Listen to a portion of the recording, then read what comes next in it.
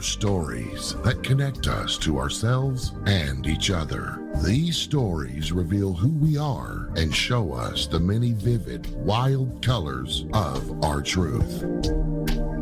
Welcome to Soul Wanderings, where we raise spiritual awareness and foster connections through these shared stories and personal experiences. And now, exclusively on KGRA Radio, I give you your host for Soul Wanderings Radio. Here's AJ.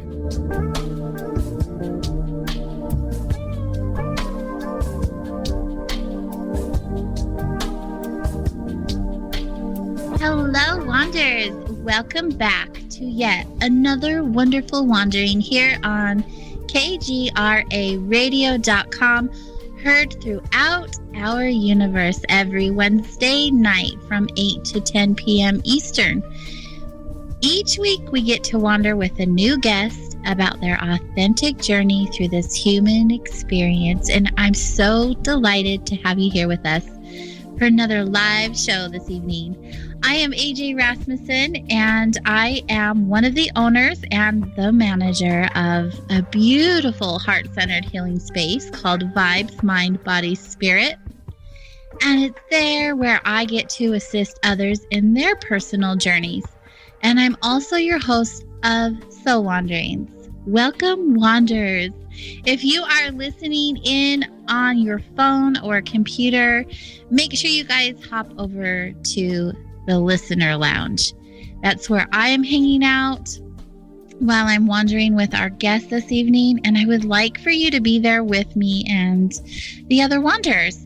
And you can do that by going to kgradio.com/chat.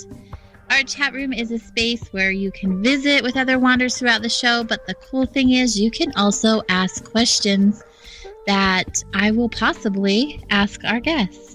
I do so as time allows. So tonight I am just giddy excited over our guest. He is a return guest. He was here about 14 months ago for the first time.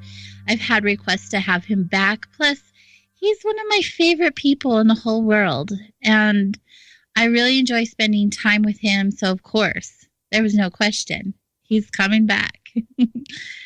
Onyx Moon is our guest tonight, and Onyx is an explorer in the realms of magic, occultism, and shamanism, and all other kinds of out-of-the-norm beliefs.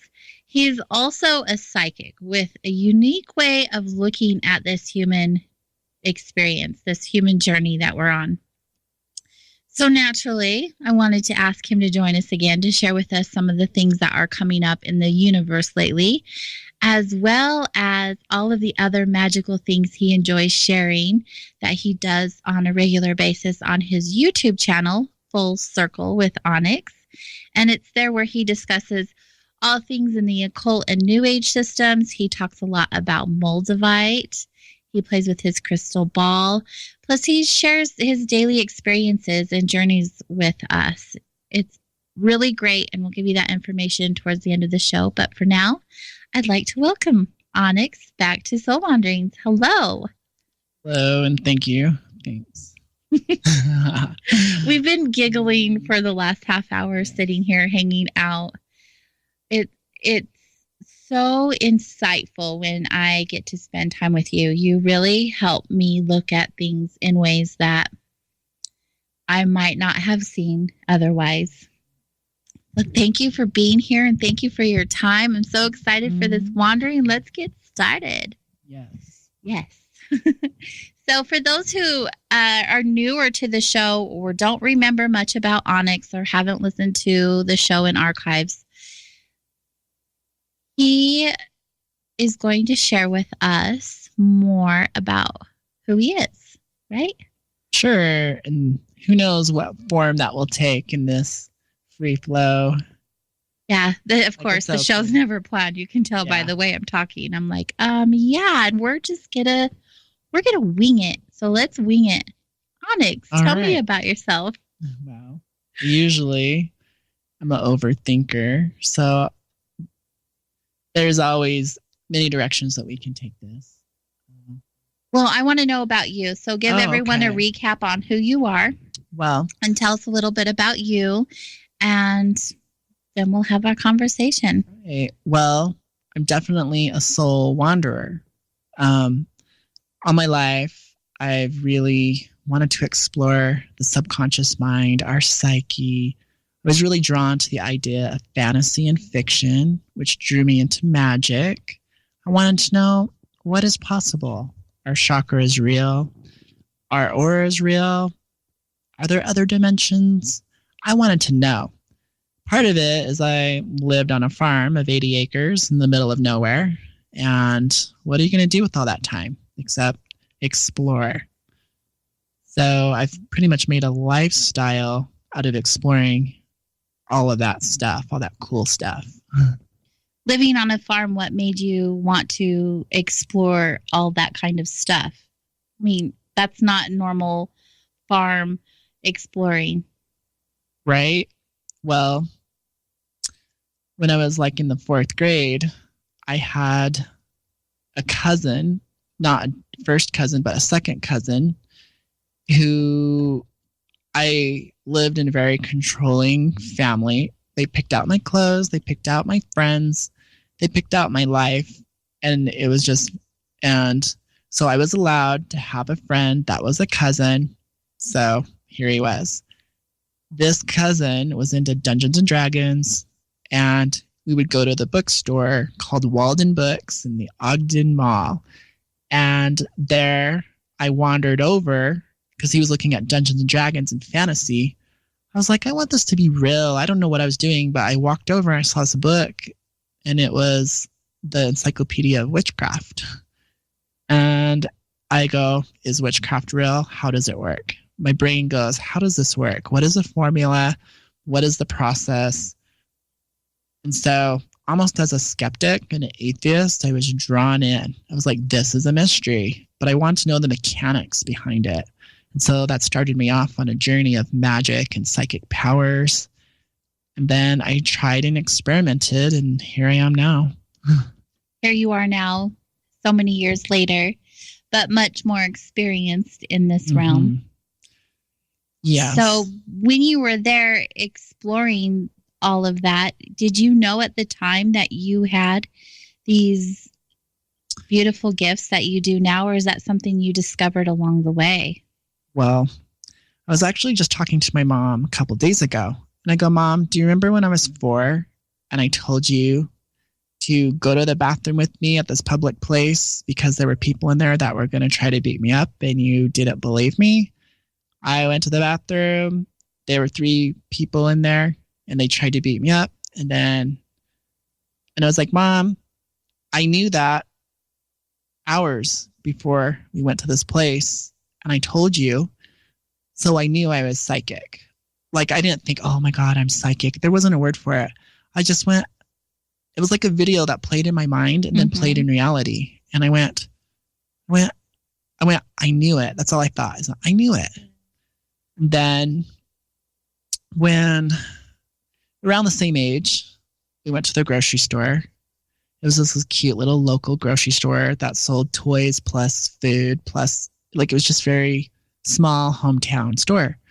My sister got into the van. I got in the van. My mom was taking off. And I'm like, Mom, stop. She's like, what? And I'm like, Roxanne stole something. And I thought I was making it up. I was like, my mom slams on the brakes and goes, you better not be lying. What? And so she's like, Roxanne, did you steal something? She's like, no. And then my sister looks at me and she's like, if I stole something, then what was it? And I went, it was a pack of gum. And I told what it was. And then my mom stopped, pulled out, forced my sister to get out, searched her pockets, and pulled out the pack of gum. And that's when I realized there's more to this. I went, how did I know that? How did I know it was pink gum? How did I know she stole something anyways? Did you have several experiences that were like that? Yes. And before you realized that what was going on? I don't think I realized. I don't think I had a word for it. I usually just think, yes. That's all I thought. Yes, I know what I know. I know that what I'm seeing and feeling is true. I'm seeing true.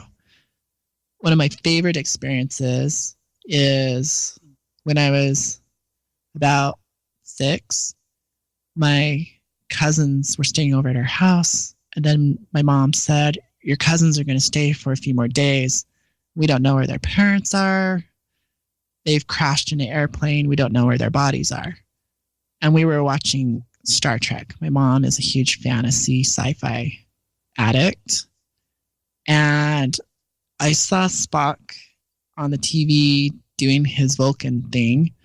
So I think that might have inspired the idea of mind power.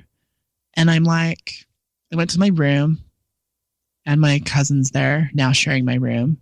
I put my face down on the pillow and I'm like, I'm going to leave my body. I'm going to find their bodies. I know I can find them faster than they can find them. Mm-hmm. And I dreamed they were on the side of the mountain. I dreamed that they were just made out of ashes. I saw my aunt looking like a statue made out of ashes, and the wind came and blew her away. Then the next couple days later, my mom sits us all down. She's like, we found them, and they got burned. They found their dead bodies all burnt. And I was like, I know, I saw it. I went there. I found them. I left my body. I went and I did it. I astral projected. I didn't know that was called astral projection. I just used my willpower. And I, in a weird way, felt like I solved the mystery. So. How old were you when you had that experience? I was like 6. It's so young to have that awareness that you left your body and went to a place where this experience happened for somebody else. Yeah. So being so young, I'm sure it was very confusing, and you probably had a hard time comprehending exactly what was happening. No. You just knew. I knew exactly what I did. I willed it. And it was very validating. And once again, I went, yes. Yeah. So. So how did this affect you as a person in this lifetime, being able to have experiences like that? Like, how did it feel for you interacting with other people and having different other human experiences and having these abilities at such a young age and growing up into who you are now? Well, I never saw them as special gifts. I just saw them as normal. Mm-hmm. And I just assumed everyone else had those powers. Whether they chose to use them or not was up to them. I had a sister who could also astral project and lucid dream. And she was kind of the one who kind of really let my mind know that this is normal. This is real. I was jealous. Not really jealous, but I wanted in. I was like, how do you control your dreams? And she told me how she did it. And then she told me how she left her body. And so in a weird way, she was kind of a catalyst for this. I think I would have just shut it all down because no one else is having these experiences and no one was really validating. My mom was afraid of it. She didn't say, oh, wow, you have a power. She didn't say anything. She just, She probably was afraid. Oh, she was. You knew so much. Oh. The first time I realized she was afraid is, I guess I'm a little bit emotional, but I think real situations make you do real things. And this is a show where we get emotional at times. I didn't know that. But yeah, my mom was just sitting down one day and I go, Mom, you have a secret. I only want you to share if it's comfortable for you. Well, my heart is more open. So I'm a different person now. I get emotional when something's real. Mm-hmm. Not when it's fake. It's like, it's real. And the subject matter is very real. I looked at her. When I was little, I wasn't feeling this way. I just go, Mom, you have a secret. She's like, what? And I'm actually emotional for her. I go, Mom, I'm like, you had a child and it died. And you didn't tell anyone. I didn't realize that I was sharing or revealing deep stuff inside of people that they're attached to. I mean, I don't know what it's like to have somebody die. That was her own child. She had a miscarriage. I didn't know what that would feel like. I don't know what it's like to be a mother. I don't know what it's like.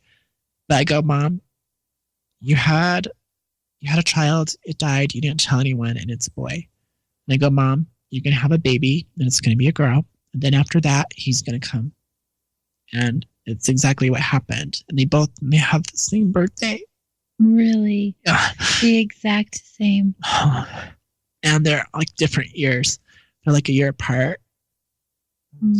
How did that experience affect your mother? I think it rattled her, but I didn't understand like adult emotions. I didn't understand. Right, because you were so young at the time. Yeah, that's when she started to get afraid. She's like, oh shit. He's going to tell the truth when I interact with him. Right. So, but what a lovely gift and experience to have with your mom so that she can look at that experience and actually have someone who sees her and can share in that heartache with her.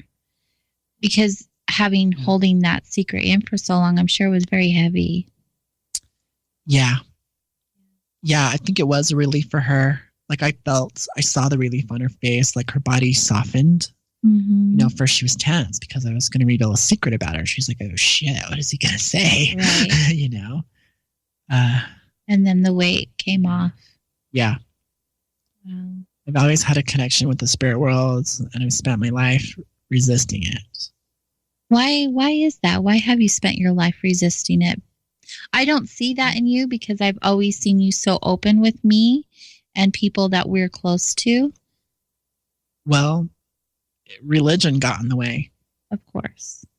You know, it scared me when they said, you know, Mormon religion, angel appeared to Joseph Smith and told him that this new direction was the way to go and whatever.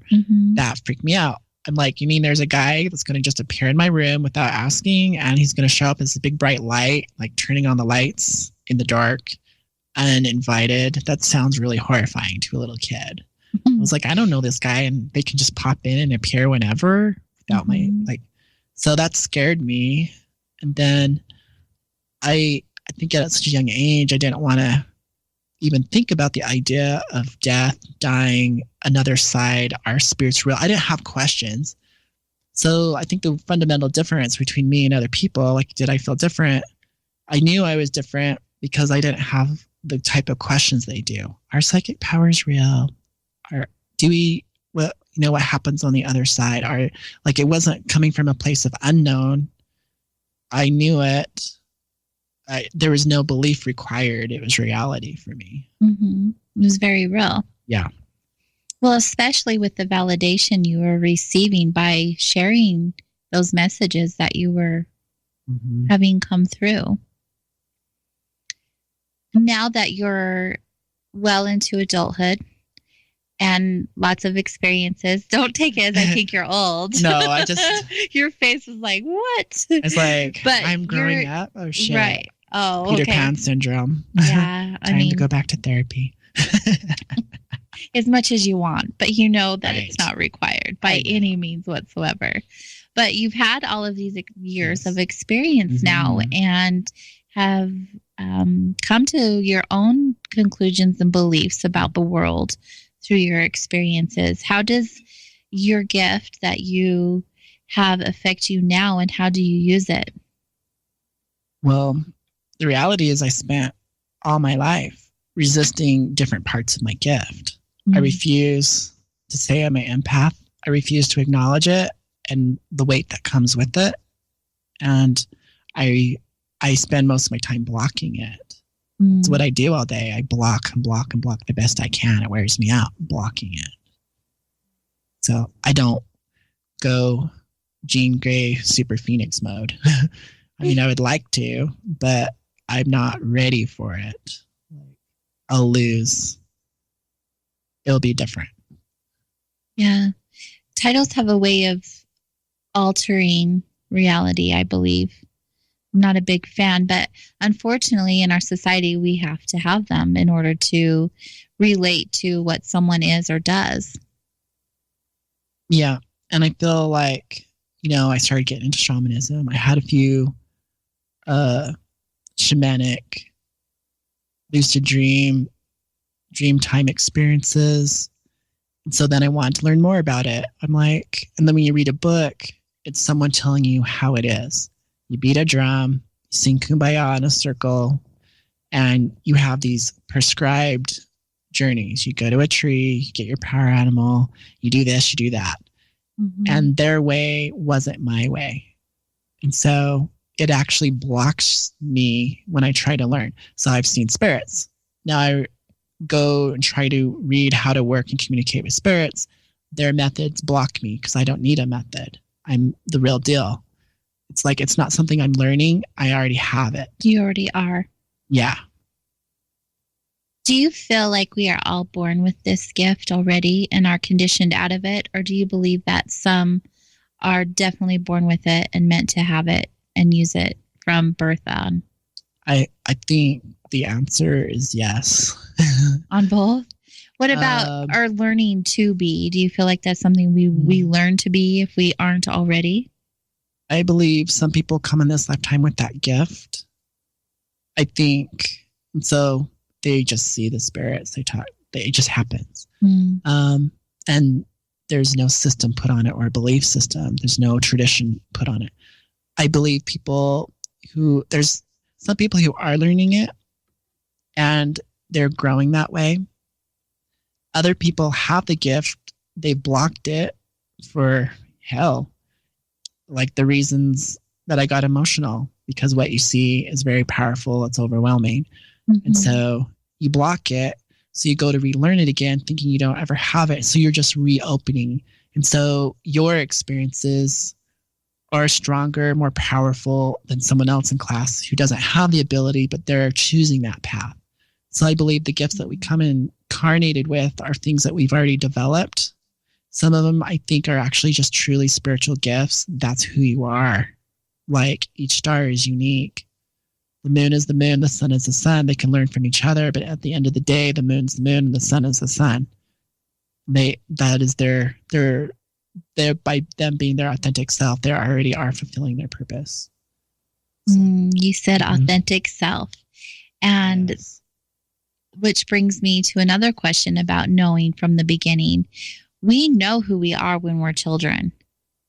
And as we grow and the whole conditioning thing, which is very real, I keep bringing it up, we unlearn our truth, unlearn how to be authentic, unlearn how to be childlike. Mm-hmm. So as we have these moments in our life that take away all of that joy, all of those gifts from us, how do you think someone can come back to their authentic self? That question's on my mind a lot. It's, I go to these transformational workshops with this lady named Mandy, and she's amazing. And I see people at different levels of awareness. And I think they're all, whether you're opening up to your psychic gifts or opening up to your authentic self, I think the process is the same. And what was the question? I kind of lost myself. Coming back to your authentic self. How, do you have an idea of how one could do so in coming back to who they were meant to be before all the conditioning began? Which is the same as a writer's block, a creative block, and a block on your powers, the conditioning. How do we get over it? We get over, you have to tap back into your heart. We become so logical, thinking oriented as it's pushed down our throats. Read, write, arithmetic, think logical, which is linear. But the reality of reality is it's flexible. It's open to possibilities. So you have to open up the mind and be more creative that way and entertain more than a black and white binary yes or no. It's either this or that. The bigger question is, how did I get myself here in this situation versus is it this or is it that? And so opening up the mind by exploring new things, testing boundaries, being creative. But then we really have to open up the heart. The heart really is the seat of the soul. That's where your spiritual gifts lie. That's how you can communicate with spirits or develop your psychic powers. There's a secret power, and it's the heart. The Egyptians have put an emphasis on the heart as the seat of the soul, and it was the heart that was viewed as more important than the brain. And a lot of ancient cultures viewed other parts of the body more important than the brain. And we look at these advanced ancient cultures, they must have had something right because they have structures that have survived time. Mm-hmm. They have a rich mythology to explain the unknown. And so some of us have to get, like even someone asked me for my YouTube channel. He said he's kind of numb, and how does he get his passion back? How does he feel again? And you literally have to retrain yourself. Just like you walked, you had to crawl first, and then you had to learn to walk, and then you learned to run, and then you learned to be an athlete. We forget all that years and daily little intentions. And so how you do it is start acknowledging the little things about you. So it's an attitude of gratitude. But you can't even do gratitude until you learn appreciation with yourself and with the little things. Mm-hmm. So if you appreciate the water in your shower, notice it. If you really, yeah, let's talk about that practice, because that's a whole another topic we can get into. But it's basically how you do it. It's how you reopen yourself. Well, we're going to take a quick break, and when we get back, let's definitely dive into that, because that's good stuff. And I really feel a lot of us could use that message that you're about to share, because I know exactly where you're going. We've had this conversation before. So beautiful. We are soul wandering with Onyx Moon this evening, and there's still more to come. So be sure to stay close. We'll be right back.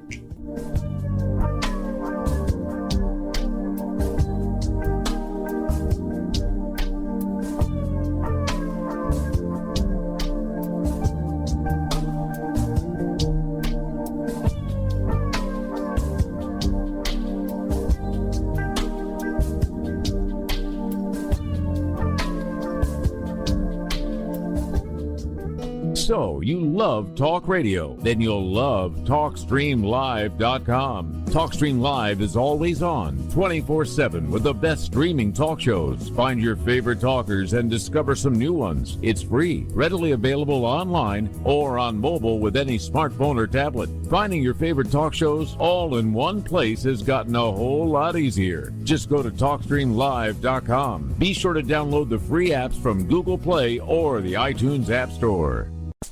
Whoa.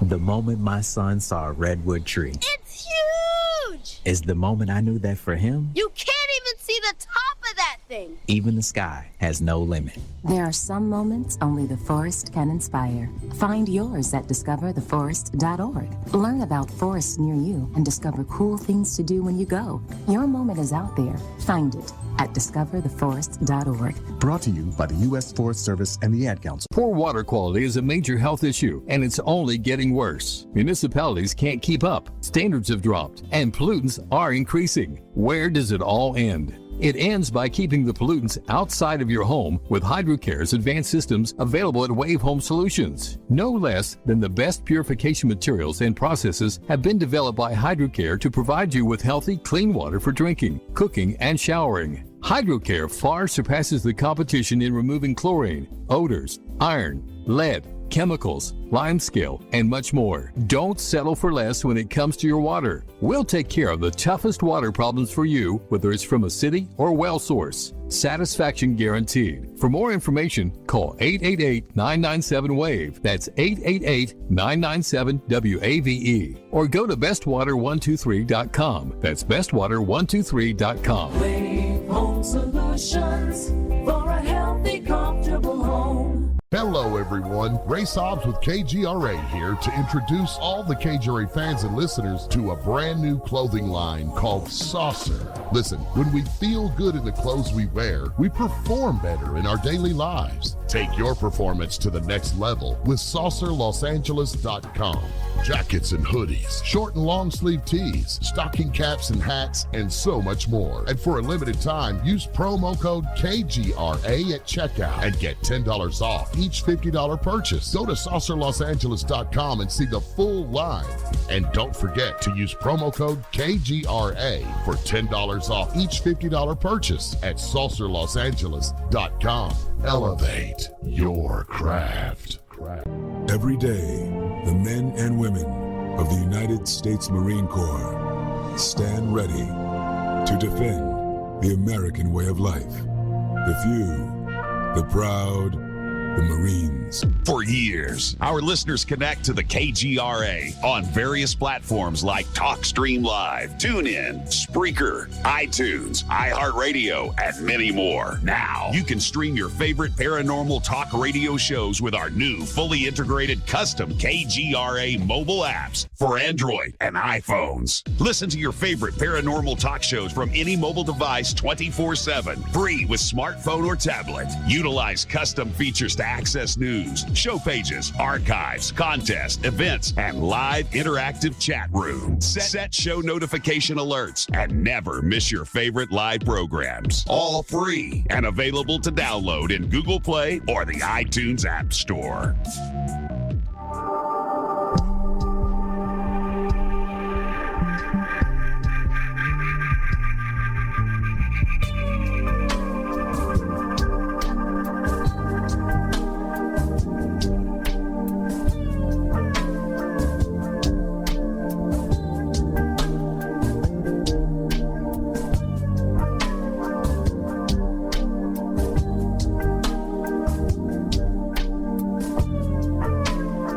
Hello, welcome back to So Wanderings.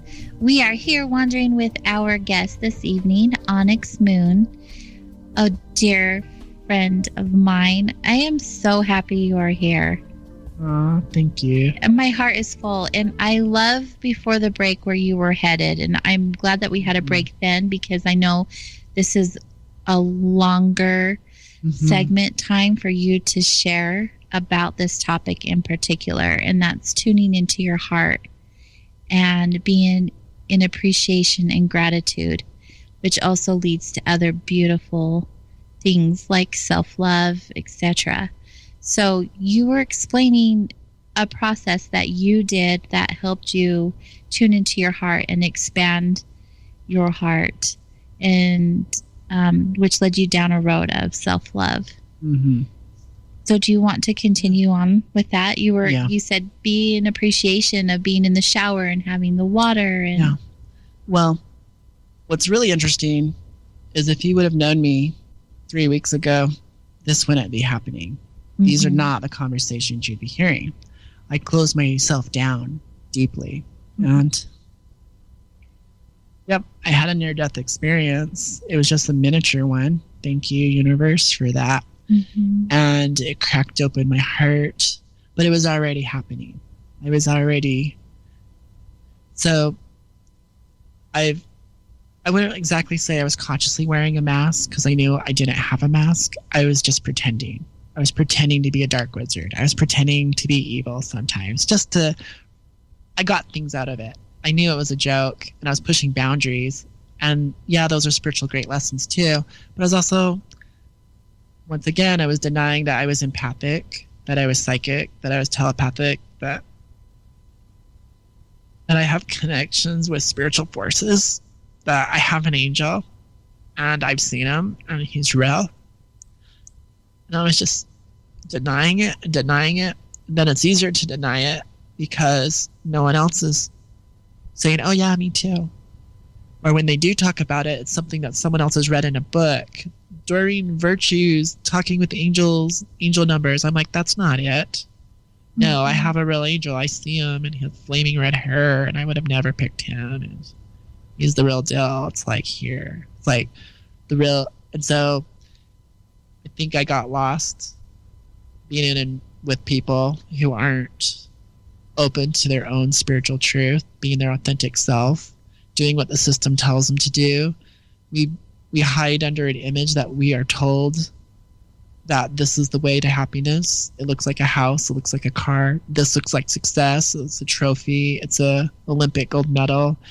This looks like your identity, some gender rights activist agenda. It's like, it's so easy to get lost in this world. Even for someone who is awake, you can get lost again. So my process of reawakening, which is the same process you would do to become psychic, to be aligned with spirit, to know your authentic self, there is only one path. And so it doesn't matter where you start at. You want to be more magical? Great, do the same thing. You want to be psychic? Do the same thing. I wasn't ready for self-love or gratitude. I had to break the program of feeling ashamed of myself and guilty, and for not being able to fit in the system, for just being myself. I didn't have the same worries. It's like, just tap into source. There's your answer. No big deal. Why can't everyone else get on the same page? We could all be in space travel if we could all learn to love each other and be one. It's like, it's not hard. I can download all the information. I can build you a computer. It's like, but the real work of humanity is to become human again. Get your fucking heart back. Keep going. Oh, shit. Don't say that. Don't swear. Don't swear. I didn't know we had rules on that. Okay. Yeah, live radio. Okay, go ahead. Okay. You have to. That's Onyx being authentic, and I love you for it. But let's censor it a little bit. Okay. Well, you have to. So I had to start at just appreciation. I'm like, I could do this. I could just appreciate.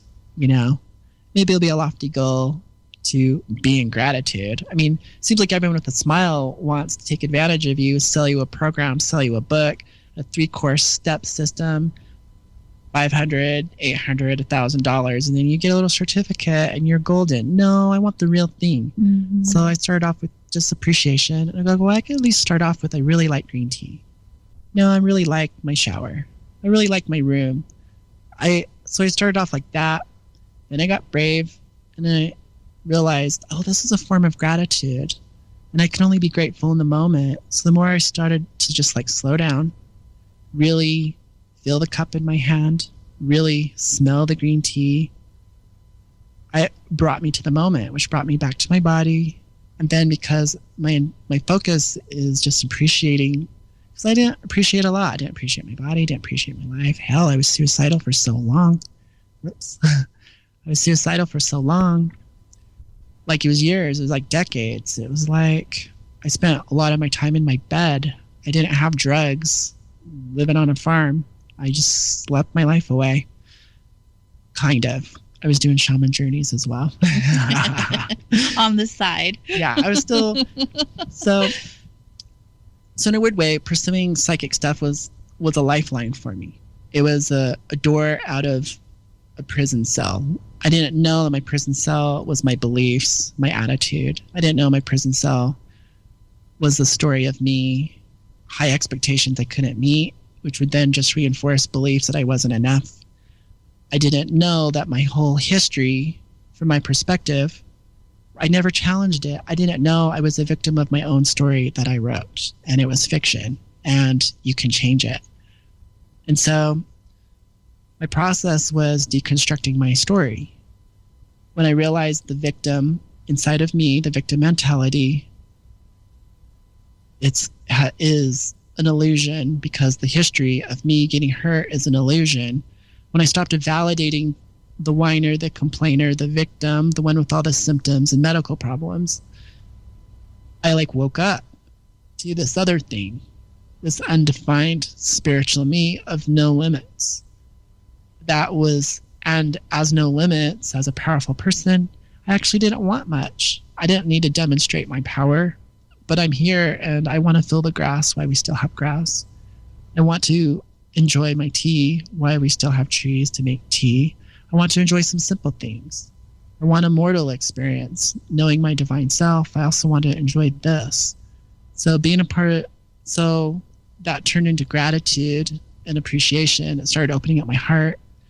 And the psychic development, the meditation, I mean, sometimes I'd meditate for 3 hours, on and off, but equivalent of 3 hours. I used to do yoga. I would do it all day. Like, so when I take on something, I commit to it. And so this isn't a hobby. It's not a philosophy. No, I throw all of myself into it, because if I don't, my only other option was suicide. No, I'm not doing that. I'm going to at least give this a shot. So when I meditated, it was serious. When I do a psychic development project, like taking on the crystal ball, it was serious. I dedicated time. I go, this is just like a university. So I took myself serious, and I took my interests serious. And it was all or nothing. You get to those breaking points, it's all or nothing. And you invest that type of energy in yourself, in what you may not know that's your passion. You may not know you're actually on the path that you're destined to be on. You just, for some reason, you're on it. You just can't get off of it. You're like magnetized. You're drawn to those books. You're drawn to those practices. And you just go, okay, you surrender to it, put all yourself into it, and it will work, because it will get you to the same path. You'll realize who you are. You'll have spiritual experiences. Your psychic gifts will open, and there you go. Mm-hmm. Well, don't you feel, when I know you're already a dedicated and committed person to what you want to learn or experience, but don't you feel if you were to change anything in your life, it's not something that you can just do part-time. You have to make that commitment to yourself. And a lot of people will be, I really want to love myself, but I don't know how. And they'll do work on it, for a few days, just like a New Year's resolution. And then they dwindle off back into their old patterns and behaviors. And then they get back into that headspace where they're depressed or whatever that looks like. And then they're like, oh, but I want to love myself. And so they recreate this pattern and not really take the opportunity to dive in to really learn about their true self and to develop that self-love. So you're sharing your experience, and I know it sounds so easy. I know it wasn't an easy, short journey by any means, but for people listening and they're like, well, I want that too, but the effort just isn't matching the desire to do it.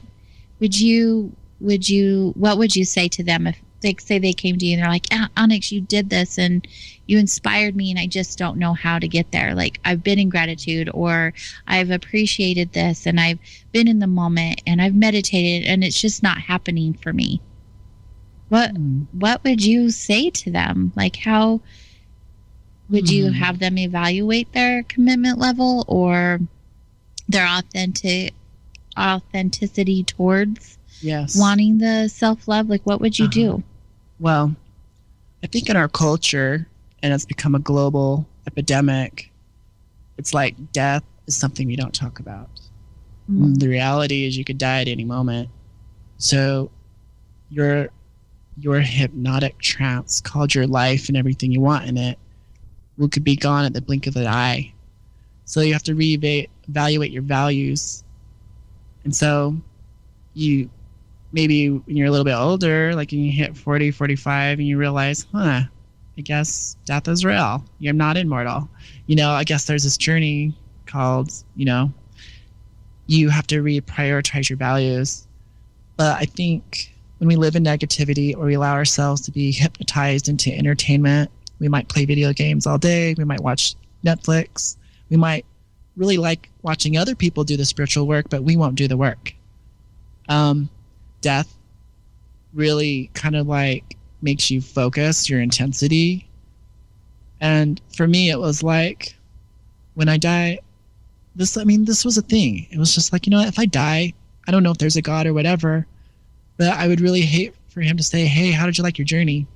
And I'd be like, oh, well, I chased men for all these years, and I tried to do this, and I tried to do that, and I swam, and I did this. He's like, hey, well, did you notice the mountains? You lived in a place with the beautiful mountains. Did you ever look at them? No. How about all the rainstorms and the clouds and the sun? Did you look at it? No. How about the grass? How about the creepy crawly things inside the grass? How about all the little bugs in the bark? Do you ever notice these little things, these natural wonders? No. Well, you might have missed the whole point of existing. I mean, and I was like, you know what, you're right. So one of my values is nature. And so it brings you into the present moment. Doing what you love, doing beauty will attract you to your path. Whatever inspires you, whatever is drawing to you, it will throw you on your path. You don't need to know what your life purpose is. You don't need to know what your path is, but you need to allow yourself, give yourself permission to explore those things that you are interested in. And it will always eventually, like little streams turning into a river, you'll find yourself on the path. And all you did was give yourself a little room and permission to do something you wouldn't have done. You broke your program. You stopped the hypnotic trance. You relaxed. You felt good. You sat in the forest. You sat by a tree. So it's a lifestyle. The lifestyle has to match. A spiritual lifestyle is not this lifestyle that we've constructed, this artificial life. Right. Of convenience and security. That's really just a prison. It goes way beyond that. But it really, to me, I feel like it is a journey of returning to myself, my true self. Just like you were explaining. We don't do that by numbing out on movies and junk food and we're all guilty of it. I'm included in that. And we return to it by literally everything that you have shared. You've shared some really amazing points. Returning to nature, spending time with people who build you up and encourage you to be more than you already are, do better than you're already doing, and learning. Like expanding your knowledge with books and experiences. Yeah, so we're always looking for maybe this guru, someone magical and powerful from another country as a mother figure or father figure or a deity. And the reality is peace. Whatever you're looking for, it's built in to the system of nature, of being you. It's so simple. People miss it because it's so simple.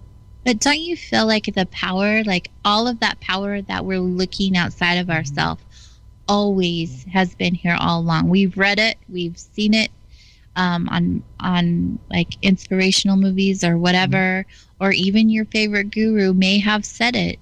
But until you actually have those moments of gratitude and appreciation, do you know that everything is right here inside of us? It always has been all along. Yeah. I'm always looking inward. Like, I think my natural tendency is to look outward, but I consciously take control of the horse and put it back on the track, and I look inward. And I go, the answers, when my world starts falling apart, when my friends don't call me, when I'm left to be by myself. Yeah, I'd rather be out there. And then I go, okay, the universe wants me to go inward. Today's going to be a meditation day. Take care of Onyx day. Yeah, the self-care. The self-care and the self-love is so important.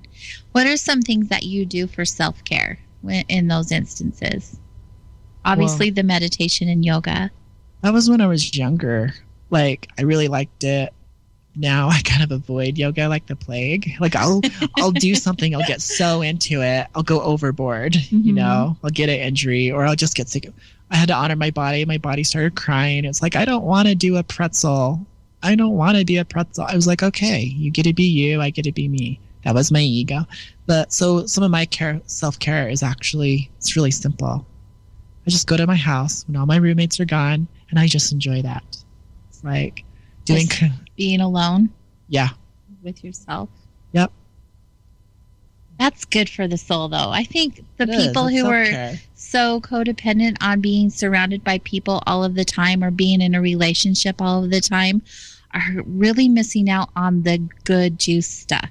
You know what I'm saying? Like the real connection to self happens when you have those moments of solitary, even if it's in your home or dating yourself or whatever that looks like. I learned so much about myself in those years that I literally just went inward. Yeah. That no one else could have taught me. Right. It's really cool. Well, it's really cool. The universe will send you things too. Some people call it synchronicities. Other people call it being in the flow or divine gifts. You get little nudges, you know. It just so happened in a used bookstore, there was this little paper pamphlet that was put out like in the 20s. They were selling it, you know. It's this little manuscript, and it was something about seven keys to power. And I was like, I want to know these 7 keys of power. What are these 7 keys of power? Oh my God, I need some power. I'm trapped in a box. Help me. If I could even have one of these keys, it would change my whole life, you know? And so I was like, I have to buy this. I don't care how much it is. I got to have this little book. And so I start reading it.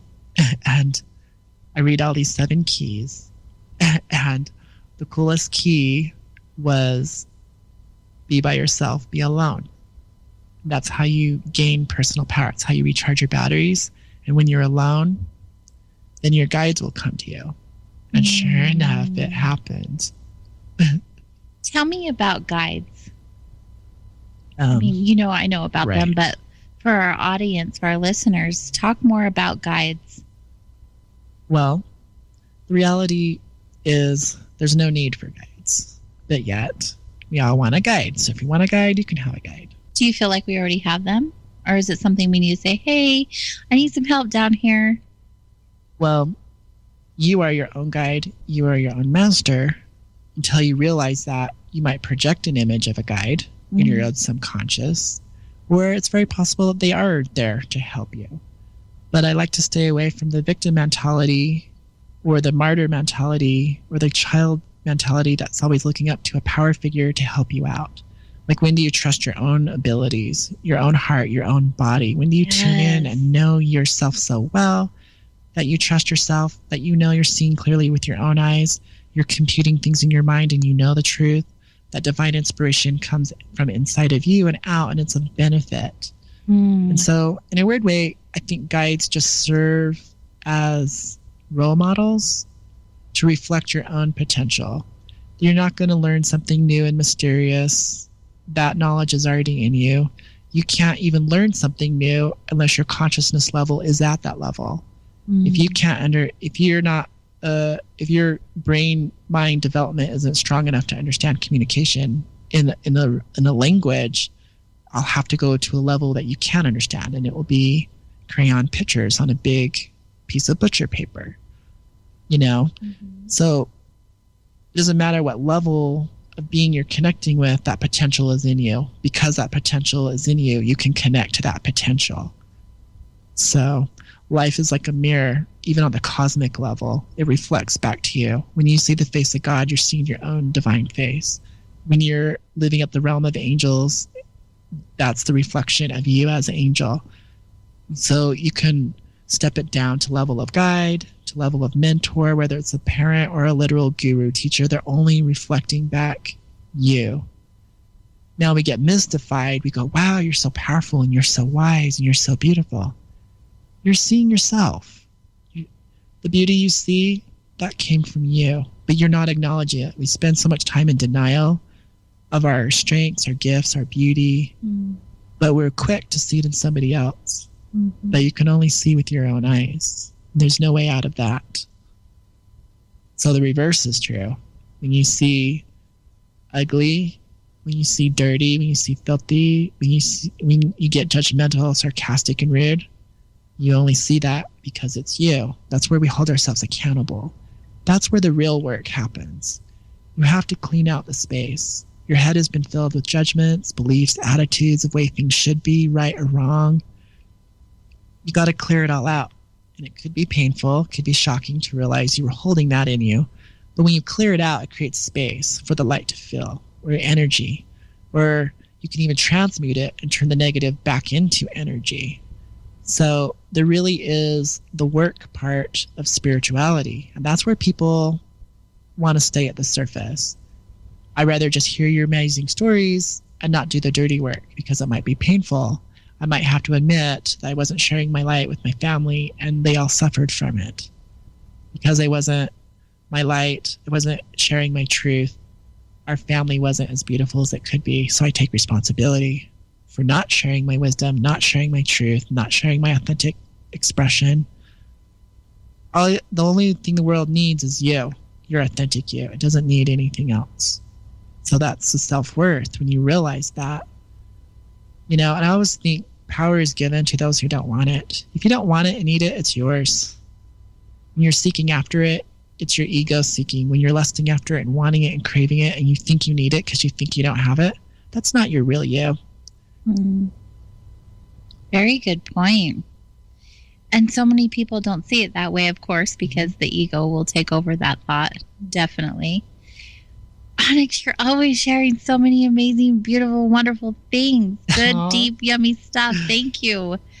I wish we didn't have to take a break, but we do, because we wouldn't have our show without our amazing sponsors. You guys, we are still wandering with Onyx Moon tonight, and we will return shortly after this quick break.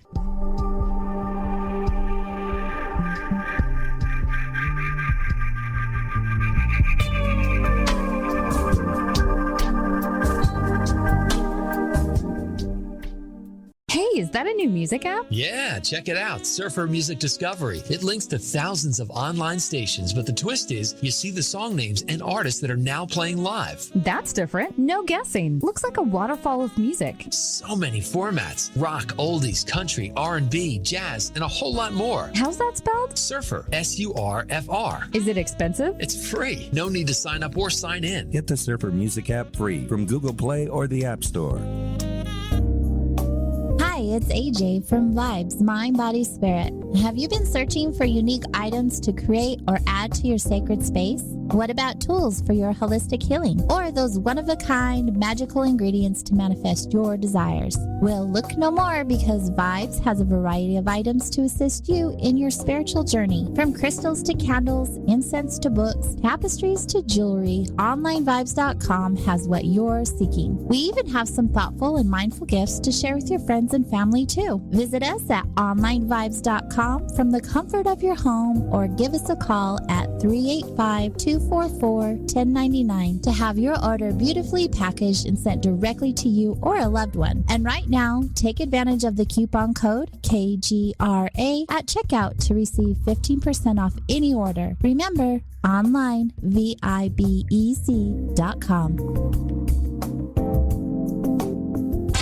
This is KGRA Digital Broadcasting Station, Salt Lake City, Utah, Van Buren, Arkansas. You know, food was different 60 years ago. It was minimally processed, free of pesticides. It was nourishing and healthful for your body.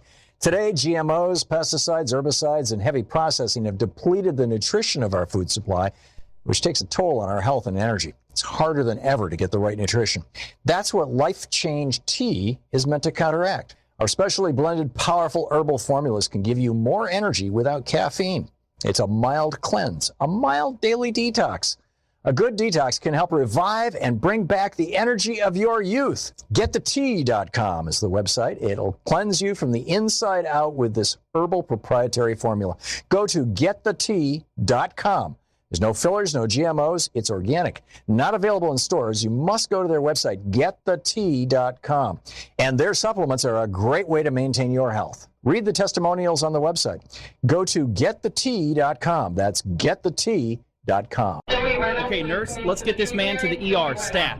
Right away, doctor. We see this every day. Heart attack or angina pain due to blocked and clogged arteries. Chelation can remove obstructions or blockages from arteries and help avoid painful and expensive surgery. Now there's Angioprim. It's a liquid oral chelation product that you take with juice. You start to feel the results fast. Angioprim increases blood flow all over the body, and that means more energy and strength to take on the day with less aches and pains. 60 years of research has gone into chelation, and Angioprim is the result. A safe and easy way to unblock your veins and arteries from buildup that slow circulation. Paging Dr. Jones. Please report to the emergency room right away. Log on now for a special radio offer from Angioprim. That's angioprim.com/radio. ANGIOPRIM. Angioprim.com/radio, or call 877-882-7221. That's 877-882-7221. Okay, so 5 tacos of cheese and a large soda. That's $10,012. Please drive around. Wait, 10,000 what? It's obvious you're buzzed and driving. I've only had a few. I'm fine. Yeah, the food's $12, but getting pulled over for buzz driving could cost you around $10,000 in fines, legal fees, and increased insurance rates. Please drive around. Actually, just park and come in. Nothing kills a buzz like getting pulled over for buzzed driving, because buzzed driving is drunk driving. Brought to you by the National Highway Traffic Safety Administration and the Ad Council. It's not a lifestyle we chose. We were born this way. KGRARadio.com.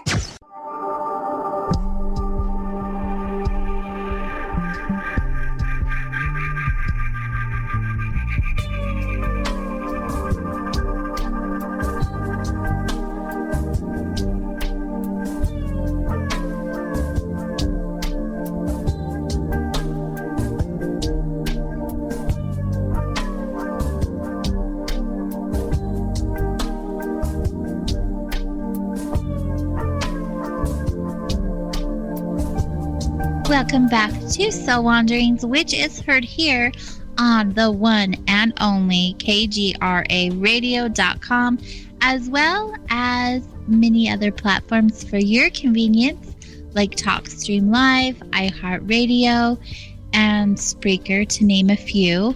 And I'm sure you guys already know, but I am so excited. We're on YouTube. So be sure to check out the KGRA Radio official YouTube page for the latest show archives. Wherever you guys are joining us from tonight, thank you for being here. Welcome, welcome. Happy to have you guys here wandering with me and Onyx Moon this evening. If you guys have any questions for our guests, make sure you do hop over to the chat room and ask away. You can do that by going to kgraradio.com/chat and join our conversation. In fact, we have a question for you, Onyx, speaking of chat room. And here it goes. Have you used your gift for any other than your own purpose? Any other reasons than your own purpose? For sure. It's not all love and light. But it's also love and light for other purposes as well than your own. Do you want to share an experience that comes to mind of a way that you use your gift? I know you talked about your mother, but something recent where you were able to assist someone with your gift? Well, so many to choose from. I use it all the time. Like, I feel like when I going out into public is just an excuse to help people, to use my spiritual gifts in very ordinary ways. So it might just be adjusting a conversation to inspire someone and just knowing the right words to say and intentionally dropping those words in. I know what I'm saying. But I used to, in Ogden, there's a salon, and it's called Onyx Salon. Go figure. Well, guess what? The previous owner, it was called Terranay's Beauty Supply. So it's on historic, I think it's called historic 24th Street? 25th Street. 25th Street. Okay. Well, when I was young and just kind of more in my playful stage, I would go to that salon and do free card readings because there's no pressure. No one's expecting you to be a drive-through window. No one's expecting you to be a Happy Meal. So with no pressure, I could deliver some really awesome gifts or psychic messages while developing my gifts more and having the courage to work with people. And so that was one platform that I really grew. And in a very weird way, now the salon is named after me. So imagine that. Right. It was so cute too, because the owner I'm doing card readings with the owner, and she's like, Onyx, I can't believe you told me I was going to get a divorce for my husband. I never thought that was going to come true, and it did. And I was like, yeah. And she's like, and I never thought I would sell this place, and you told me I'd sell it, and blah, blah, blah, and on this day and all that. And I'm like, yeah. I'm like, it's not new to me. I mean, I know. You knew it to be truth. Where she was like, okay, this guy doesn't know what he's saying or doing. So this is the cool part. This is where I use my spiritual gift. So this lady walks in. She's like, I'm the new owner. She's like, and I'm giving it a name that's very unusual, and nobody would probably even know what it is. I'm like, what is that? She's like, Onyx. I'm going to name it Onyx Salon. I'm like, here's my business card.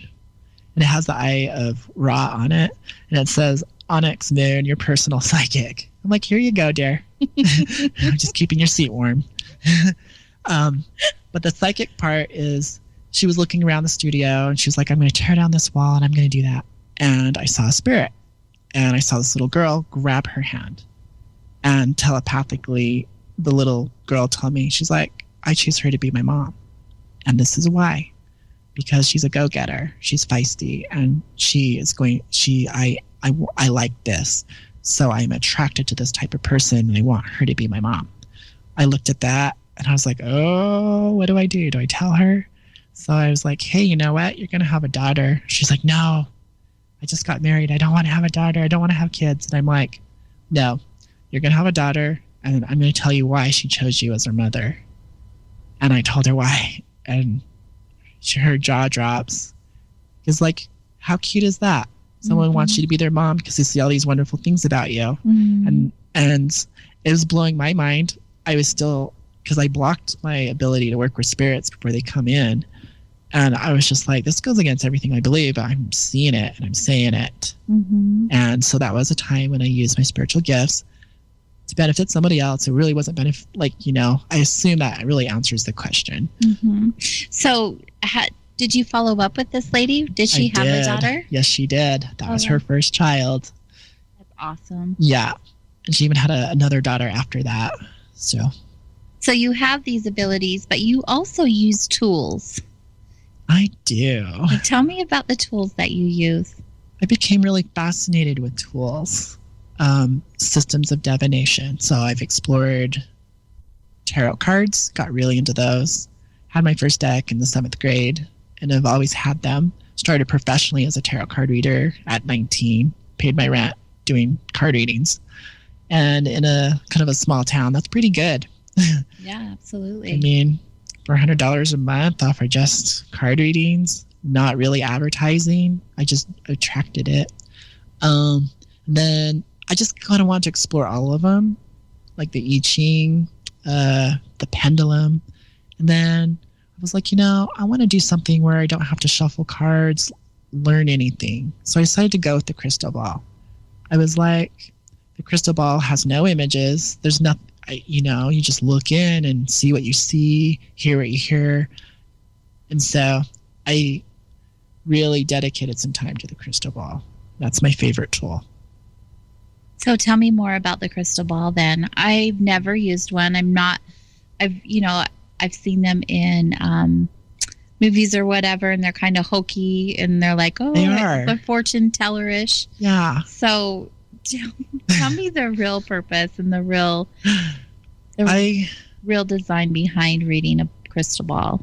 I believe, for me, it's just a focusing device. I take that practical, linear, scientific approach of this is a device to just focus your attention and your awareness. I had no idea how far I could take it. I had no expectation. But I've also read tea leaves before. And when I started reading tea leaves, I had visions. When I looked at someone's palm, I tried palmistry. I had visions. So when you pick up a book, they're analyzing the lines. I'm like, I'm not seeing lines. I'm seeing visions. I'm seeing things like a hologram on their hand of these. This isn't in the book. I'm reading. I clearly have an ability that is like it's in the realm of clairvoyance, an energy clairvoyance, because I don't need to look at the lines. I don't need a system to navigate. This doesn't need to be the Mound of Venus. This isn't the lifeline. I'm seeing something totally different. So when I tried tea leaves, same thing. I'm not looking at the arrangement of the leaves. I'm having visions in the water. One of the first readings I gave with tea leaves, I saw a fire and a town on fire. The lady I was reading for was in the Middle East from Turkey and Istanbul, and the government was blowing up her house at that time. So I was like, okay, clearly what a lot of people do is not my way or very untrue. Like I noticed some people will look into like a crystal and it has inclusions and they'll go, hey, that kind of looks like a person. And they go, that's the vision. Or, hey, this kind of looks like an eagle. I was like, okay, that's not how I see it. When I looked into a piece of crystal, I saw a photo of a of a lion, and it looked real. And that was my first attempt to look at a crystal ball. I just looked at 3 seconds. So I was like, oh, look at that cool crystal. Whoa, there's a lion in there. And then this lady was like, when I saw the lion, she was like, I want to set you up with this guy who I think you guys would get along. And I saw this upside down lion, and I'm like, no, not a good idea. Turns out he was not good, like totally physically unhealthy for me.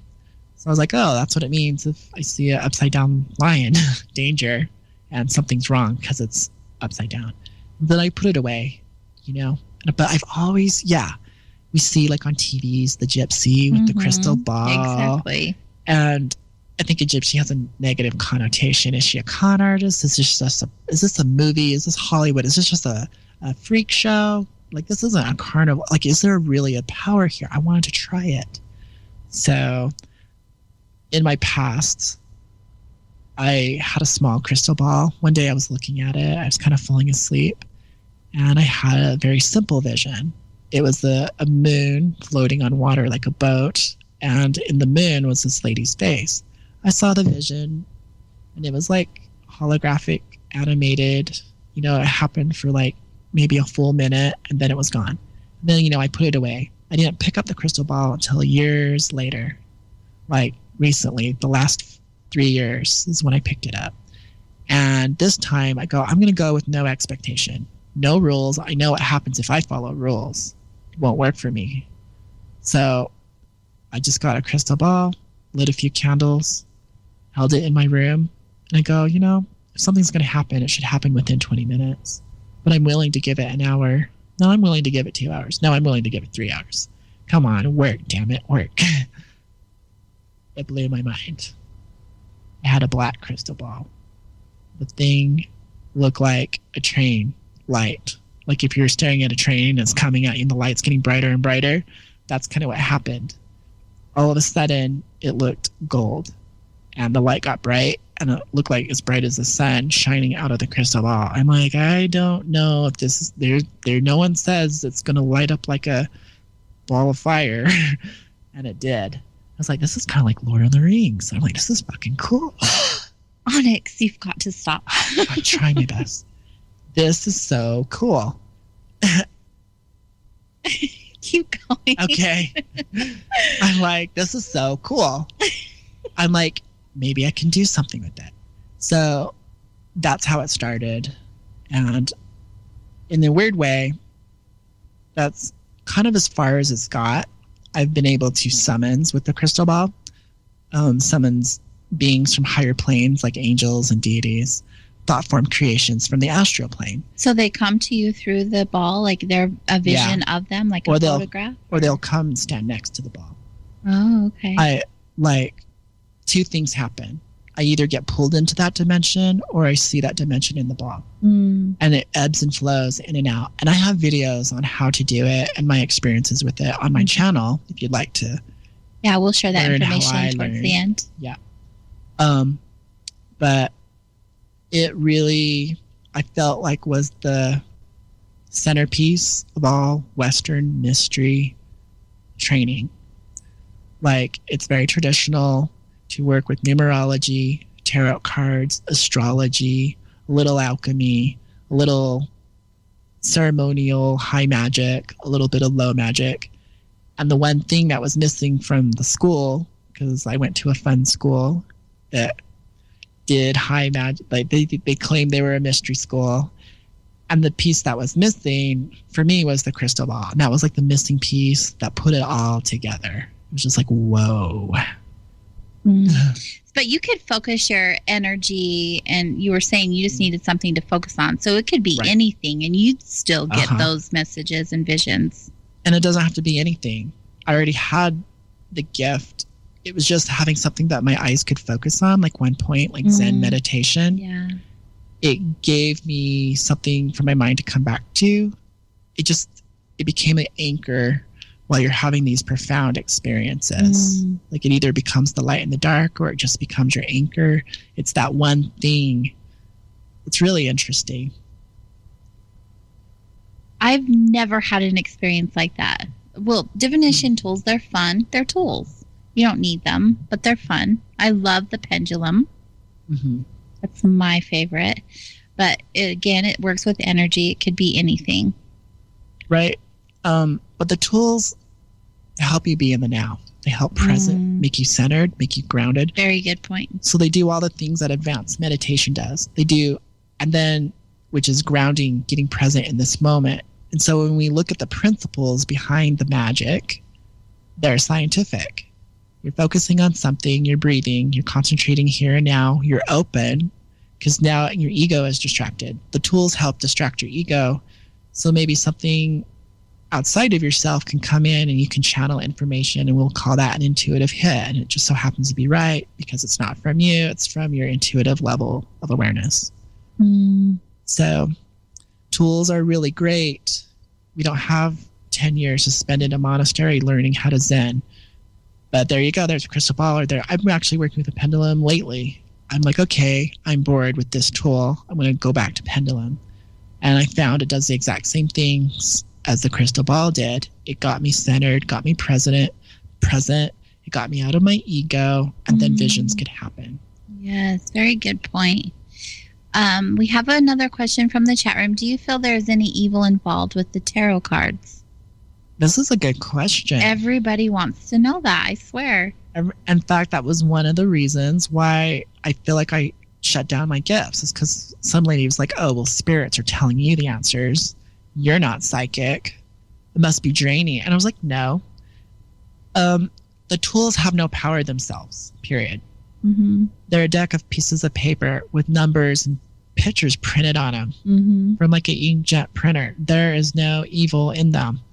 It's stupid. In my mind, it's stupid. Right. We get asked that question all of the time, like almost every day at Vibes. Like, I don't, like, they won't be around the tarot because they've heard so many bad things about it.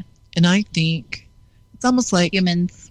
It's like when someone tells you not to do something, you might want to do it, because it's been my experience that when they say don't do it, you're going to learn something and empower yourself. The power is going to be given back to you. So when a religious organization spawns the idea of evil, well, then of course you're going to go to them to seek a blessing or healing. But this also has to do, psychology is kind of new on the market. We didn't understand our subconscious. We didn't understand superconscious. We didn't understand collective conscious. We didn't understand bacteria and diseases creating hallucinations. A simple chemical imbalance, even being dehydrated, led to hallucinatory and visionary experiences, which all bypass the ego. So you could be having something come up from your unconscious mind that's very uncomfortable, that goes against your belief system. So your first reaction will be, it's evil. We're always looking to point the blame on an outside force. But if we take responsibility, so you really have to choose. Do I live in a universe that supports forces that could harm me, that are overpowering me, out of my control, like a victim mindset, or an empowered one? Everything that happens to me, whether it's comfortable or uncomfortable, is always teaching me it's for my highest good. And so if you can transmute these ideas of evil, because I just think it's a rumor. I mean, hell, I see spirits. I mean, I've seen something And close. you see them without having the deck of cards in front of you. Yeah. And nothing has ever been evil. No one has ever influenced me. There was no excuse. Alcohol didn't make me do it. Drugs didn't make me do it. A spirit didn't make me do it. There's no cop-out. I take full responsibility for what I say. I take full responsibility for what I see. I take full responsibility. And I think through that, like, my goal is to create honesty and truth and being authentic. This is what drives me to use psychic ability. It had nothing to do with deceiving other people, telling them what to do, getting on my high horse, talking. It had, so the level where my attention was, I think, was a lot of it, and evil, if there is evil, it doesn't want anything to do with me. I've met so-called evil things, and I had a choice. And I was like, really? You're going to go there with me? I don't choose this. And it left. I went, okay. So you have a choice. You always have a choice. You can say no at any time. I feel like a lot of people who have this gift have a huge responsibility in owning that gift and sharing what comes through. And people who don't realize the amount of pressure, I would say, and the amount of responsibility that is given, because they're looking for answers to real human emotions and real human experiences that are very tangible for them. And no matter what you take, they're either going to take it and hold on to it and own it. And then if it becomes true, then they look at you like, oh my gosh, you are a god, or you are the worst person in the world. You ruined my life because you said this, and that. Yeah. You have to, a lot of people think they can handle the answers to the questions they ask. It's hard enough for you to ask the question. Guess what? It's going to be even harder for you to receive the cold, hard truth, the dark truth. Well, and delivery is important too. It is. But I know you to be very blunt in your delivery. Yeah. I like that about you. I admire that about you, but it's not for everybody. No, and I warn people. I go, this is an entertainment, and I will tell you things that you won't want to hear. And I don't care how you feel about me. It's not about me. And it's not, one thing we got to get over as a psychic community is there's no such thing as fate. The universe isn't linear. It's not set in stone. It's not binary. It's flexible. It's not a cop-out. But get this, if I tell you how your future is going, now you have new information. The game plan has changed. You now have choice. So now that you've come to this juncture in your timeline, there's a fork in the road. And at that fork is the psychic. And they can tell you it's down both roads. It's still your responsibility and choice to pick a path. The psychic can't pick a path for you. The guru can't tell you as it is. You can never have someone replace your own free will or consciousness. This is where people, I think, don't know how to use the psychic medium gifts, tools in a healthy way. They go, no, I can't live your life for you. I can share what I see, but in the end, you must make the choice. The responsibility is yours. And then because you made that choice, don't use me as a scapegoat. Because the psychic said this, it's still your choice. You listened to it, you took it as fact, and then you made an action. It's all on you. Very true. There's another question. Do you feel spirits are kind of stuck somewhere and have not moved on? Or are they where they are by their own choice? I really think a lot of people who get into trying to help spirits, I think that's all ego and trying to feel special. It's like I was watching a Jackie Chan episode, the cartoon animated Jackie Chan adventures with Jade and the little ninja clan and their adventures. And Uncle, the old man who does the Chinese magic, he says, let spirit take care of spirit. Let magic take care of magic. And there's a truth there. Don't you think in spirit world there are spirits that can do the crossing over much better than you who don't know spirit world?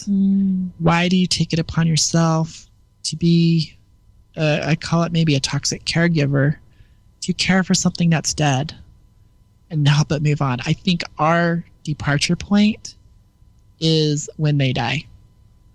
If we really take care of elderly people and understand it's a rebirth process into a new world, that their body is like a rotting piece of fruit that's actually the womb, and the special seed is their soul, and the universe can do it all without us.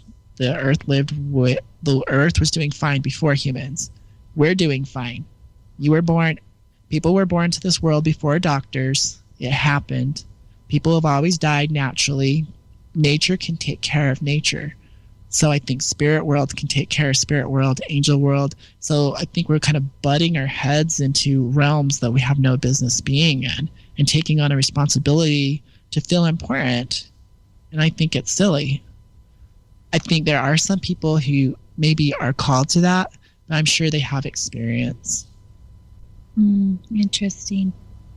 I like the way that you presented that, because being in the, I don't want to call it industry, but community or whatever it is that I'm in, you hear that a lot where people will even literally brag about crossing somebody over or sending them to the light. It's so frustrating when I hear this, because it's not their journey. It'd be like me coming to you and saying, "Okay, Onyx, you're done. Time to move on. It's time for you to cross over now." It's the same thing to me. It blows my mind. Yeah. Thank you for answering those questions for us. You guys, we are visiting with Onyx Moon this evening, and we're going to take our last break of the show and then a little more extra time with Onyx. We'll be right back after this short break.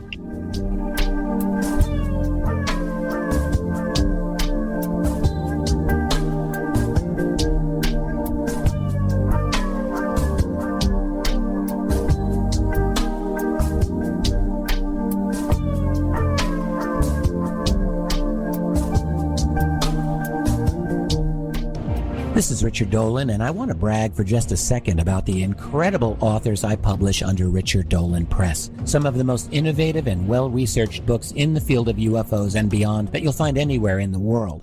Incredible UFO encounters, the cover-up, the experiences by ordinary people, Russian UFOs, psychic phenomena, consciousness, synchronicities, and owls. Yeah, it's all there, and it's all fascinating reading, because I would never publish a book that isn't. To learn more, go to richarddolanpress.com. Well, Jason, I've got to tell you, you're pretty much everything this company is looking for in an entry-level candidate. Great. Your resume isn't quite what we're used to, but you've got a fantastic work ethic. Thank you. And I'm impressed by how you carry yourself. So, should we talk about the job? What? The job? Oh, sorry. Yeah, I have no way of recruiting or even meeting you. This interview didn't happen. It may sound ridiculous, and that's because it kind of is. There's a huge pool of talent your company is missing out on. Meet the grads of life.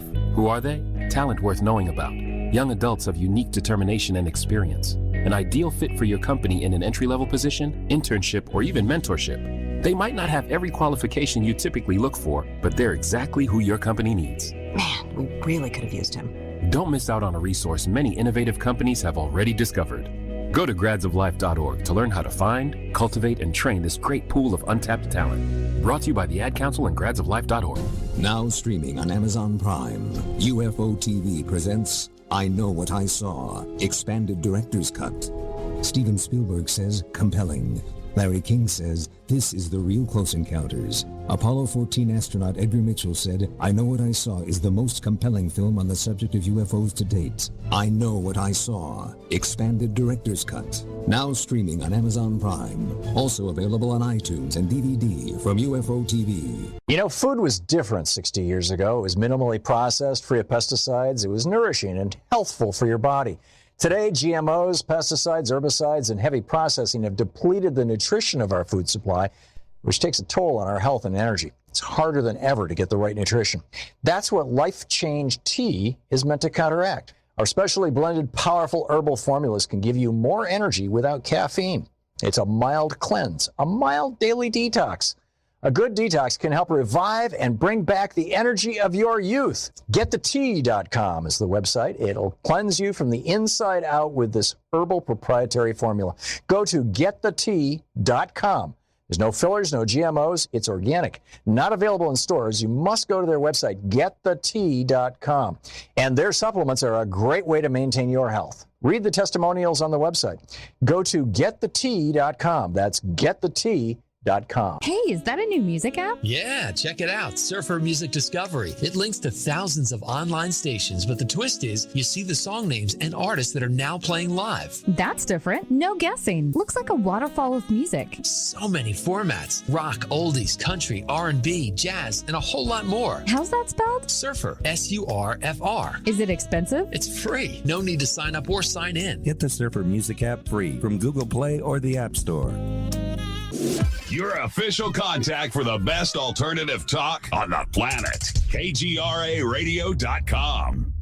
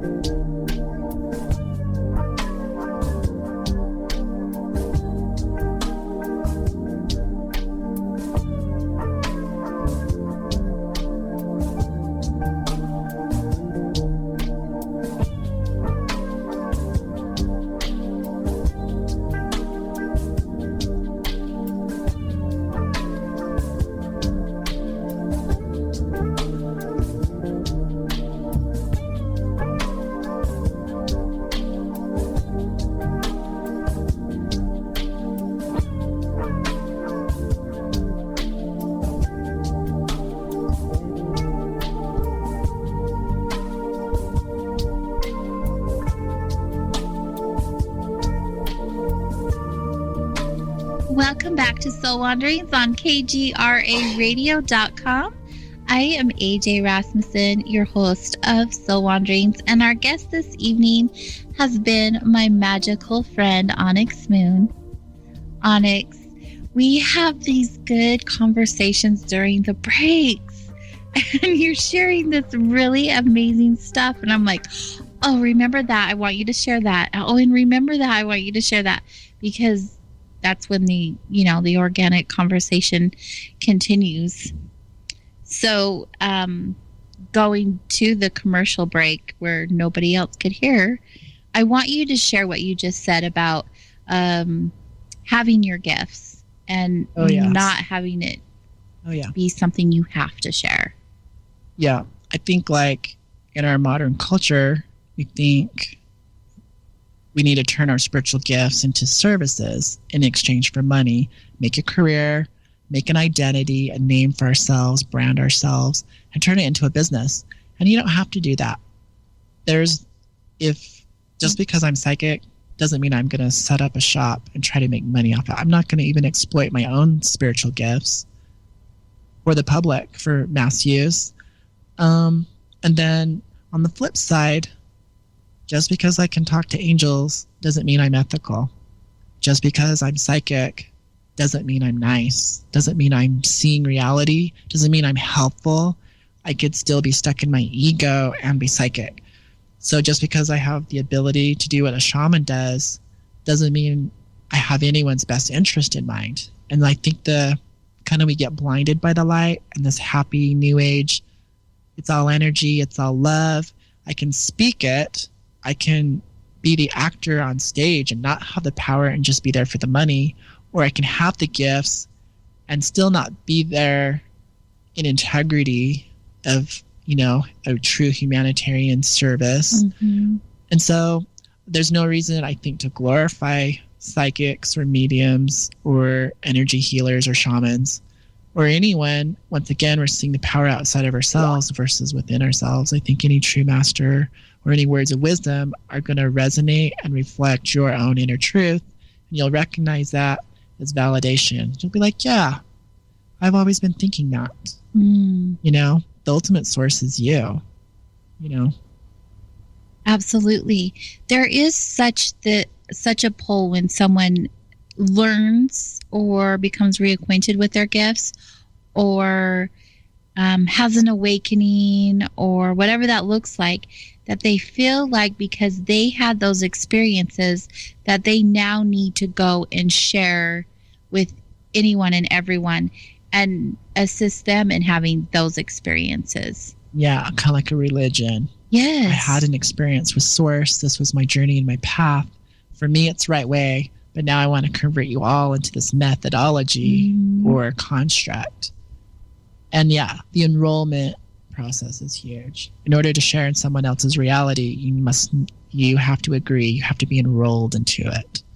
And if you don't subscribe to it, you can have your own personal experience that is totally authentically yours, which I think we're all born unique. I think the universe, God, wants to interact with you and at your level through your own uniqueness. It could be through art. It could be through cooking. You can have the same experiences I'm having without all. You don't need psychic powers to know truth. You can trust your gut. You have it all within you, period. Mm-hmm. Yeah. Right. But on the flip side too, those who do have the gift and are doing beautiful, wonderful things with it, there's a purpose for those people as well. I just feel like sometimes there's a few that take it too far and their ego definitely takes over. And also I do find it to become quite a trend to be a Reiki practitioner or healer, quote unquote. And a lot of these people aren't even working on their own garbage, and they're working energetically on other people. I call that toxic healers. It's because they don't understand their own story, their own injuries, their own subconscious content, because it hurts deep to you have to revisit these dark places of pain, of feeling abandoned, of feeling not heard, of whatever the beliefs were that you made up about yourselves, about how you wrote your own story. You have to release all that emotional energy of the victim and the saboteur. You have to do your shadow work, that which you've repressed and pushed behind you to put on a happy face. You just can't, you can't. And so I think it's very individual case for each healer that's in the realm of toxicity. And it could even be their very first steps into transferring that desire to heal themselves is actually working with someone else until they realize, oh, I need to work on myself. Mm-hmm. Oh, my client is a mirror. And then you start, it happens. You'll be working with a client and then all of a sudden you go, oh, wait a minute, that message was for me. Oh, wait a minute, that healing, that was mine. Mm-hmm. So I think we also need to respect the patient. Without the disease, we've never would have developed the technology to create cure. So the patient poses these questions to raise our consciousness. And so the patient is on equal ground with the healthcare provider.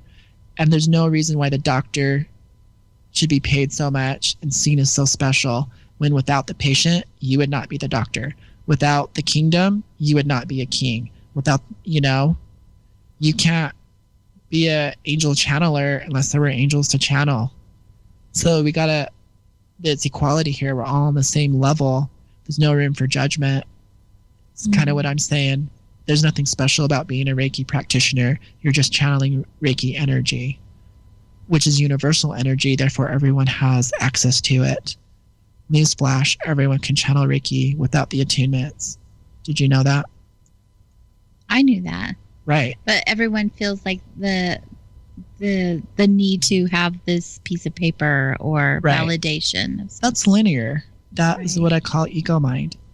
The ego isn't bad. It's just the 3D character called you who interacts at this level of reality. Mm.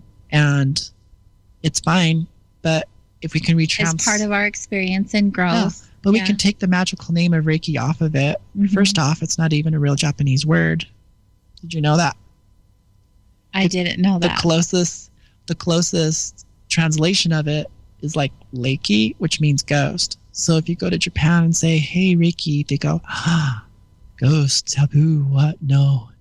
So, and like even the symbols, like there's some documentaries where they went to Japan and tried to figure out more about this Reiki stuff. And those weren't real Japanese symbols. Was the art real? Sure.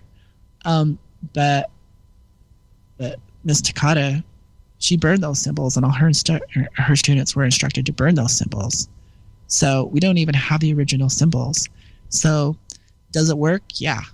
Because of intention. The symbols are focused, your belief, your faith, your open, and your intention was to heal your heart. We all have the power to serve as the mirror, as a facilitator, as the actor on stage. I will be the mirror of the healer, but the reality is you're healing yourself. Mm-hmm. I'm just a mirror. I'm reflecting it. I'm doing the song and dance, creating a believability. I'm creating a scene, and you're healing yourself. This universal energy is flowing 24 hours a day. If you just relax, you'll get filled up with it. If we can take the name off of Reiki and we can just call it love, universal love, what is the source of universal love? The universe, and you're connected to it, so it's you. It's all paths are one. So I think we can really strip down the self-importance. And I kind of got offended. One of my friends does Reiki. I asked how much for a session. He's like, $95. I'm like, you're that special? So I'm like, no thanks. I'll just go hang out in nature. It'll do it for me. I just wanted to connect with you and have a Reiki experience. Mm-hmm. So yeah, there are some practitioners who charge quite a bit. But also there's that self-worth and self-love thing that goes around that gets taken very seriously as well. And their time is worth an investment, and that plays a role in it as well, I believe. Yeah, I do. And it is an energy exchange, still the same, but moving on from that topic, you have a YouTube channel. Full Circle with Onyx Moon. And we just counted how many videos you have. What was it, 136 over the last 2 years. So he shares quite a bit, you guys. And you have topics on all types of things. Magic and the self-love we've been talking about, and steps on how to change this or do that. You talk a lot about Moldavite. You talk a lot about divination tools. Do you have like one in particular video that stands out where you just one day was like, I'm going to share this, and you had no idea how much response you would get for it? Like it really affected a lot of people. Which one is that? Well, it's my Moldavite videos. All of those? I think people are fascinated with Moldavite. Well, they really like the way I present the information. It's really real. It's kind of raw. It's like there's nothing mystical about it. I don't really say you're gonna wear it and then all of a sudden you're gonna get the job of your dreams. I don't do that. I tell you my experience, some of the signs and symptoms, some of the setbacks, and what it's done for me. And I dispel the idea that it's evil, because some people, of course, if something's good for you, they're going to try to steer you away from it and tell you it's bad. Go discover it for yourself. So I have about 4 or 5 videos on Moldavite, and I think people like it. I mean, I get the most. I think that one has a lot of hits. Like, is it 1 million? Or? I have no idea. I'm not. It's a lot. You have. Well, you have a lot of views on some of these. So yeah. The other one that gets a lot is 7 Signs You're a Witch. That one gets a lot too. What made you want to make a video about that? I just don't like the stereotype. Because you're a loner and you were outcast, that's a sign you're a witch. No, that's not a sign you're a witch. Because you're curious and you want to know things, that's a sign you're a witch. No. To me, if you're going to, I don't know if you'd even want to be labeled as a witch, because I feel like it's the Puritans that put that on healers. Mm. If you're a healer, I think it'd be more authentic to say I'm a healer, or I'm an herbalist, or I'm a caregiver of animals. I have love and compassion in my heart. I really love the earth. Whatever. I think a different label would be better, but we get roped into a stereotype, just like the gypsy with her crystal ball and her bandana and her cards at a carnival. We get this idea of what a witch is, and it's based on superstition, people who do not know what it is to be that. And so my 7 signs dispels that and kind of maybe points you into a direction of consciousness, awareness, and spirituality. That's going to be a good one. I'm going to have to look for that one. You have a video in here, Overcoming Toxic People, and you talk about contracts. And I started watching that several months ago, I think when you first put it out, so it's been quite a while. And it just stuck in my mind. And every time I've been around you, I've wanted to talk more about it. And we you know how we get on tangents on all these other things and haven't really had that opportunity. And there are toxic people all around, and I'm always constantly trying to avoid them to stay in my happy little bubble. But you brought up the fact that there are unsaid contracts between the two of you. So explain that. I actually learned this in a How to Be Clairvoyant book. And I read on psychic development. It's a subject I take very seriously. And she talked about voicing these unsaid contracts. And as we get into a role, as girlfriend, I'm entitled to this, this, and this. As boyfriend, I'm entitled to this, this, and this. As mother, I'm entitled to this and this. We have these rules. We have these contracts we set up for each other. And when someone doesn't obey or follow the contract, we get upset. They're like, well, I'm your girlfriend. You should have known you're supposed to compliment me on my hair. Well, you never told me. I didn't know that was part of this unsaid contract. If you could voice your contract, it creates clarity and honesty and heals the relationship. And if you could so instead of just holding it in your body as energy, which an empath would pick up, you would just voice it. So there are expectations. So some people will come up to me and they'll want to hug me and they want me to hug them back. The contract is, in order for me to like you, you must like me as much as I want to like you. No, I'm not subscribing to that contract. I will like you, but my contract, if you're going to deal with me, is I won't validate you because I expect you to grow in self-esteem. So because I love you, I will not validate you. This is all unsaid. It happens in the blink of an eye with a customer. It happens in the blink of an eye with the partner. We tend to get offended. We assume the other person knows. When you allow yourself to feel your body, feel the energy, follow your intuition, you can voice these unsaid contracts.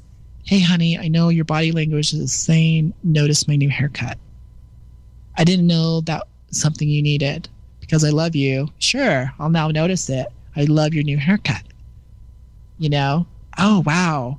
I was even unconscious of that need. Thank you for telling me. You brought awareness. I can now either let it go or we can laugh at it, and I'm going to keep it. Because, yeah, I really do want you to notice my new haircut. Because in my world, that translates in you notice me, I exist, which is the language of love. So. Oh, I love that. Oh, so many miscommunications happen when we don't express our desire for what we're craving. And if that's one of the things, it could change an entire experience together. I don't believe that anyone needs psychic protection, magical protection, spiritual protection. No one needs a blessing. No one needs someone else. And you don't need magic to heal or cure anything. I truly believe if you learn how to own your own energy, become your own person, not overextend yourself by reaching out for validation, you naturally create a psychic barrier. If you believe you are blessed and protected, you are. So it's almost an attitude. And I feel like people who think the forces are outside of them need protection. Psychic protection is one of my favorite subjects. I've undergone psychic wars. I've had to use psychic protection, and I've also had to overcome the need for psychic protection. So it's a good thing for you. If you need that, chances are you're invading other people's psychic boundaries. It's actually you invading them. You're getting a reflection back at you, and it is an attack. It's like basically mind your own empathic business. Don't own my feelings. Quit taking my feelings. Quit sharing in my personal feeling experience. Get out of my aura. Get out of my dreams. Get out of my body. Get out of my life. Why are you in my life? Oh, because you need to feel important. Oh, because you're an empath. Oh, because you're a do-gooder. You need to do all this good in order to feel good about yourself. Guess what? I'm connected to source. I don't need you.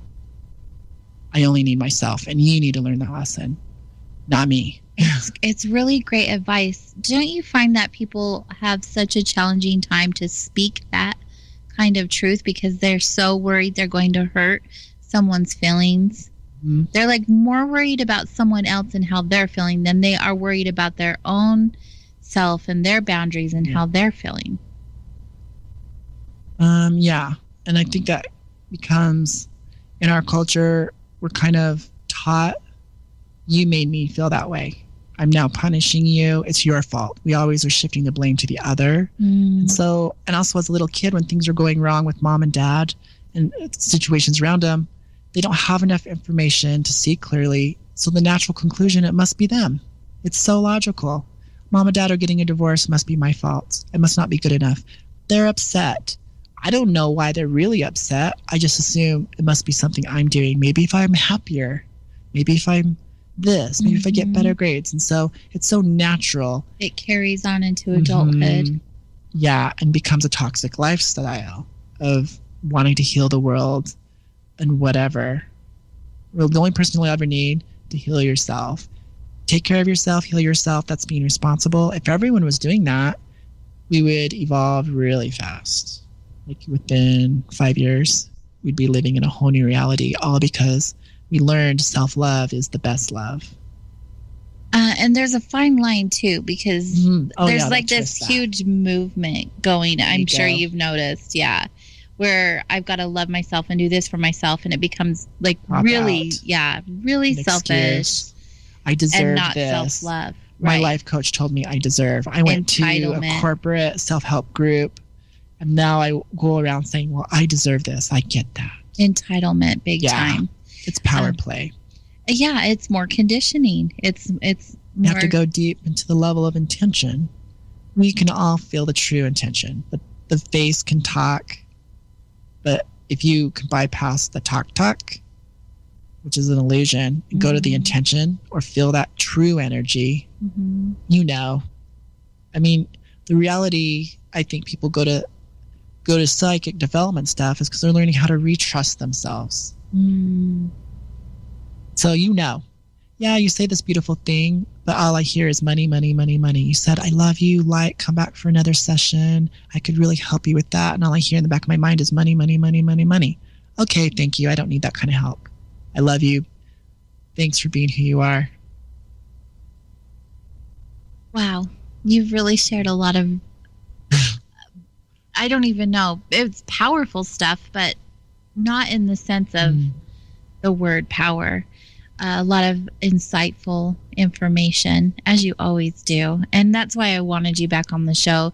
Not just because of the information that you're always sharing, but also because we were talking about this earlier. Your being has changed in the last several months, especially the last month. And the fact that your heart has just cracked open even more and expanded.